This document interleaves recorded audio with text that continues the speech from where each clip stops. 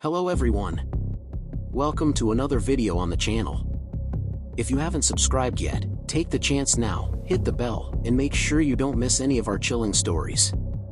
Today, I bring you a terrifying tale, based on true events, about a police officer who faced the unexpected in a haunted house.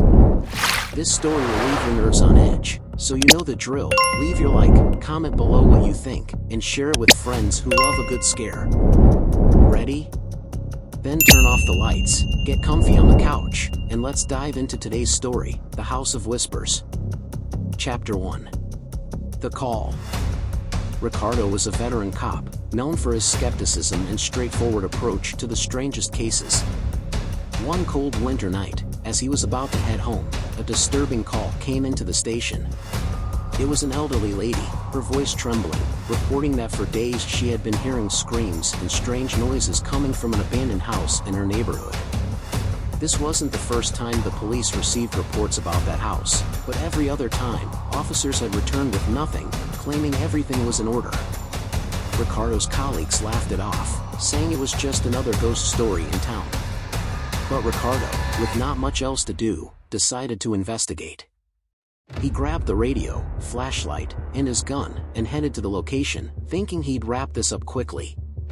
The house was on a secluded street, surrounded by trees that swayed in the wind, casting shadows that seemed to dance in the moonlight.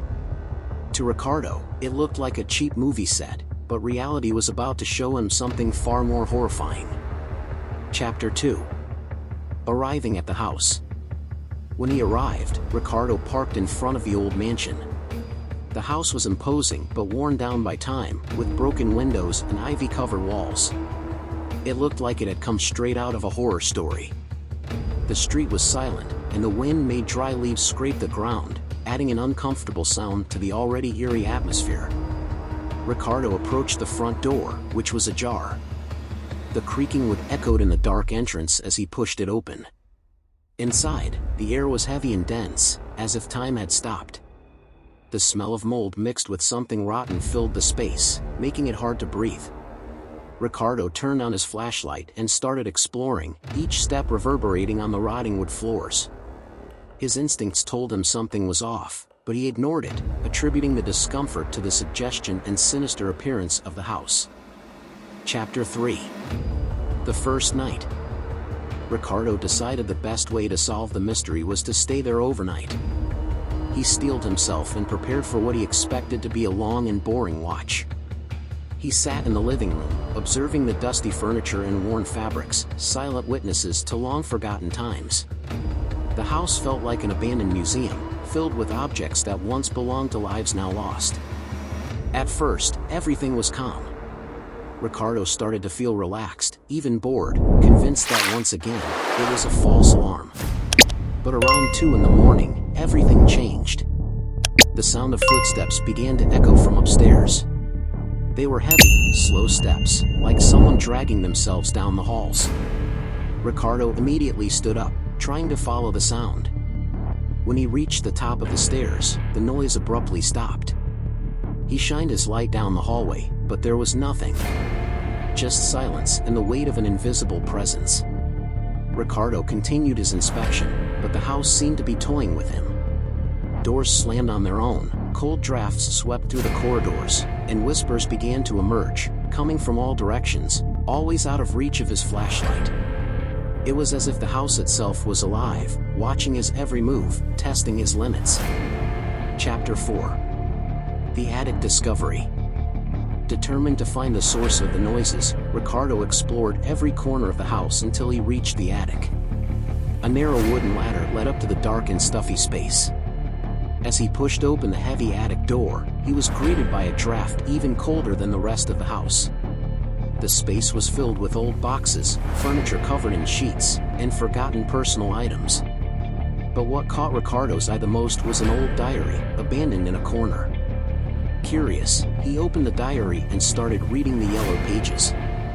It belonged to Maria, a young girl who had lived in the house about 90 years ago. The entries began innocently, talking about daily life, family, and her dreams. However, the last pages became dark, describing her father's progressive madness, obsessed with occult rituals. The diary detailed nights of terror, screams, and finally, Maria's sacrifice as part of a macabre ritual. The last lines were stained with blood, with Maria begging for help, describing how her soul had been trapped in the house. Chapter 5. The Apparition. As he read the diary, Ricardo felt a cold shiver run down his spine. The temperature in the attic dropped suddenly, and the silence was replaced by a low, continuous sound, like a distant cry. When he lifted his head, he saw a figure in the attic's corner. It was Maria. Her face was pale, eyes empty and expressionless. The young girl was floating, her head slightly tilted, as if watching him. Ricardo tried to step back, but his feet felt glued to the floor. The figure didn't move, only looked at him, as if pleading for something he couldn't give. Ricardo felt an enormous weight on his chest, as if the air had been sucked out of the room. Suddenly, Maria vanished, and the attic returned to its disturbing silence. Ricardo was sweating, his breathing heavy, but determined to uncover the truth behind the apparition. He knew the diary was the key, and that Maria needed to be freed somehow. However, he still didn't fully understand the danger he was in. Chapter 6. The Failed Escape. After the apparition, Ricardo decided it was too much. He rushed down the stairs, intending to leave the house as quickly as possible. However, when he reached the front door, he realized it was locked. He tried every door and window, but all seemed inexplicably sealed. It was as if the house had trapped him, not allowing him to leave until he finished what he had started. The sound of footsteps returned, this time closer and more aggressive, like something invisible was chasing Ricardo through the house. Desperate, Ricardo tried to communicate via radio, but only static came through. The flashlight started to fail, flickering intermittently, and Ricardo felt panic set in. The whispers grew louder, almost deafening, repeating words and languages he couldn't understand. The walls seemed to move, and shapeless shadows crawled across the floor and walls. Ricardo began banging on the doors with all his strength, but nothing gave way. He was trapped, with no way out and no hope. Chapter 7. The Appeal to the Supernatural. Remembering the diary, Ricardo realized Maria was trying to communicate with him. He decided to explore more of the diary, looking for some clue that could give him a way to free Maria and perhaps escape. In the final pages, there was a description of a ritual that Maria believed her father used to summon entities from beyond. There was also a mention that to break the house's connection to the spiritual world, a sacrifice would have to be made. Ricardo, with no other options, began to pray, murmuring prayers to try to appease Maria's spirit. However, the responses he received were not peaceful. The house seemed to vibrate with a dark energy, and a shadow darker than the very black of night emerged from the floor. Ricardo felt cornered. The presence in the attic seemed to multiply, enveloping him in a palpable darkness. The prayers didn't work, and Ricardo began to realize that what was trapped in the house wasn't just the spirit of an innocent young girl, but something much older and malevolent. Chapter 8. The Descent into Madness. As the night wore on, Ricardo completely lost track of time. His mind started playing tricks on him, confusing memories and thoughts with the hauntings around him. He saw shadows of children running down the corridors, heard distorted laughter, and saw images of his own family in frames he was sure hadn't been there before. The house seemed to distort reality, turning into a psychological prison in addition to a physical one.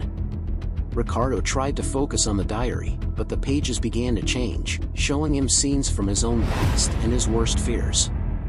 He saw the faces of people he had failed to protect during his career as a police officer, all looking at him with judgmental expressions.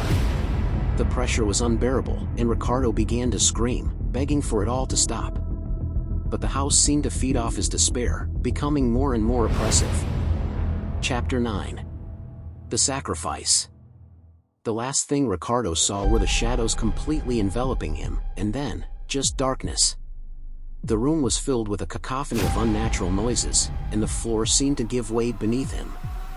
Ricardo felt an overwhelming sense of dread as he was pulled into the abyss, his own screams lost among the horrific sounds that surrounded him.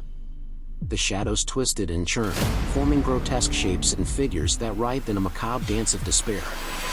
The temperature dropped to a bone-chilling cold, and Ricardo's vision blurred as he was dragged deeper into the darkness. The whispers returned, now louder and more insidious, echoing around him with voices that seemed to come from every direction. The darkness was suffocating, and Ricardo could feel an evil presence closing in on him, feeding on his fear and desperation. As his strength waned and his consciousness faded, he realized that the house had claimed another victim, and that the malevolent force within would continue to terrorize anyone who dared to enter. Chapter 10. The Disappearance. The next morning, a search team was sent to the house. The authorities found Ricardo's car parked outside and the front door open, but there was no sign of him anywhere. The attic was found in disarray, with the diary lying open and stained with blood. The investigators reported an unbearably cold atmosphere and a sense of unease that forced them to leave before completing their search. The house was sealed off by the authorities and declared a public hazard, but that didn't stop new legends from emerging. Neighbors continued to report strange sounds during the night, and many claimed that if one listened carefully, the cries of Ricardo could still be heard, mingled with Maria's whispers, as if both were trapped in an eternal dance of torment. The house became a place to avoid, a symbol of what happens when the unknown is challenged without proper respect.